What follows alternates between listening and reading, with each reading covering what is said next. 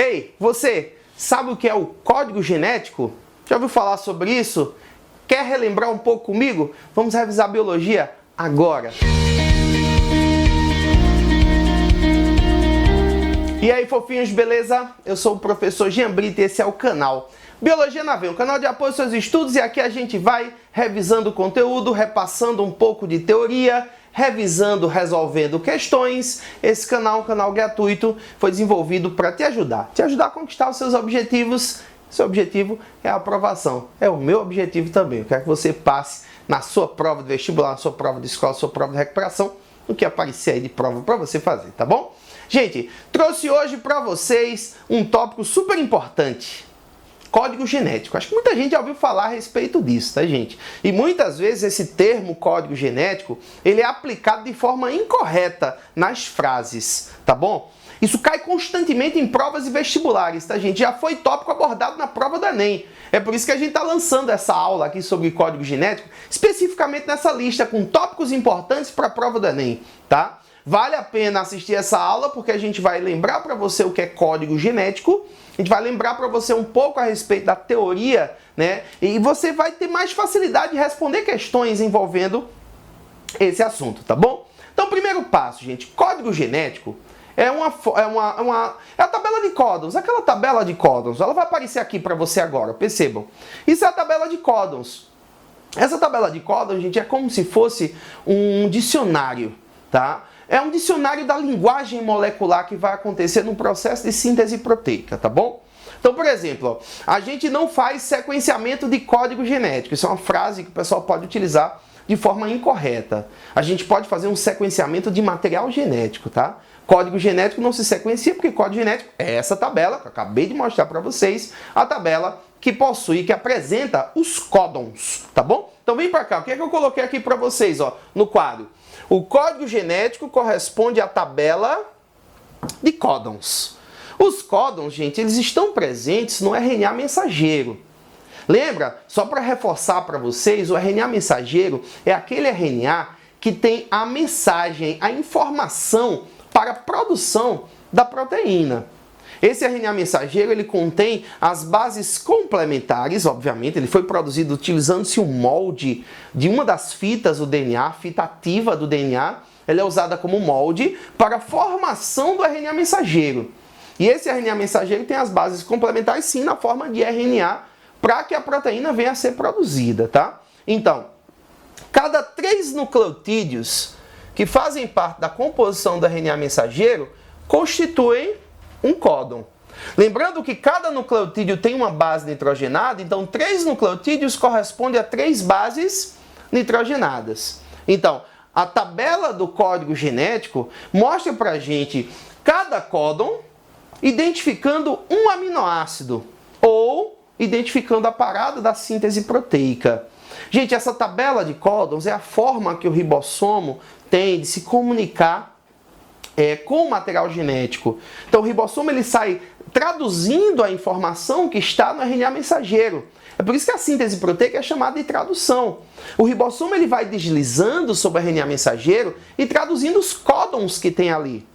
Por exemplo, pessoal, vamos mostrar para vocês como é que se aplica essa tabela de códons, né? Olha aí essa tabela que eu trouxe para vocês, ó. Percebam, na tabela, se a gente observa o códon UUU, que é esse primeiro que está aí lá no cantinho de cima da tabela, percebam, UUU. Se você observa esse códon UUU, do lado tem o PHE. Esse PHE, gente, é uma referência à fenilalanina. Esse é o aminoácido identificado pelo UUU. Então a gente diz que esse UUU é o códon e esses 3 nucleotídeos identificam um aminoácido. Toda vez que o ribossomo chegar no códon que tiver UUU, o aminoácido que tem que entrar ali naquela posição é a fenilalanina, tá? Por exemplo, pessoal, vou dar outro exemplo aqui sem nem olhar para a tabela, deixa eu ver. Vamos ver que a gente pega um códon que tem ACG. Vamos olhar na tabela, pega a tabela, observa, ó. Procura aí onde é que tem ACG. Olha, onde tem ACG, tem o THY. ACG aí, ó. No caso seria a segunda coluna, né? Na terceira linha, né? No caso, onde tem o ACG aí você vai encontrar THY. THY, gente, significa tirosina. Toda vez que o ribossomo chegar no RNA mensageiro nessa posição onde tiver ACG, é porque nessa posição tem que entrar uma tirosina. Então o ribossomo ele vai respeitando a sequência de códons que tem no RNA mensageiro, para que ocorra a produção da proteína. Quer mais uma coisa interessante? Uma coisa interessantíssima para comentar para vocês. Esse código genético ele é praticamente universal. Para ensino médio você pode colocar que o código genético é universal. É universal, gente, isso quer dizer que essa tabela ela é lida da mesma forma por todos os seres vivos, tá? Então, lembra o UU? Onde tiver o UU entra a fenilalanina. Não importa se é numa bactéria, se é num fungo, se é num protozoário, numa alga, numa planta, num animal, num vegetal. Todo ser vivo lê essa tabela do mesmo jeito. Por isso que a gente fala que ela é universal. É por isso que a gente pode, gente, pegar um gene humano e inserir em uma bactéria. E essa bactéria vai conseguir produzir a mesma proteína que o ser humano produz. Então os transgênicos, eles são possíveis graças ao fato do código genético ser universal, praticamente universal, tá? Então, essa tabela é lida do mesmo jeito por todos os seres vivos. É por isso que é universal, tá, gente? Agora, percebam que eu coloquei aqui também, ó, que o código genético é degenerado ou redundante. Você pode ouvir esse termo também. Código genético degenerado redundante, tá, gente? Significa que um códon identifica um aminoácido. Mas existem aminoácidos identificados por mais de um códon diferente. Ó. Volta para a tabela. Perceba aí nessa tabelinha, ó, que eu estou mostrando para vocês agora. Se você olhar a leucina, ó, leucina, L-E-U. Somente para a leucina existem 6 códons diferentes aí na sequência. Ó. Perceba, eu vou dizer eles devagarinho, tá? U-U-A, U-U-G, C-U-U, C-U-C, C-U-A, C-U-G. 6 códons diferentes identificam o mesmo aminoácido. Cada códon identifica somente um aminoácido, mas tem aminoácido identificado por mais de um códon diferente. É por isso que a gente diz que o código genético é degenerado ou redundante.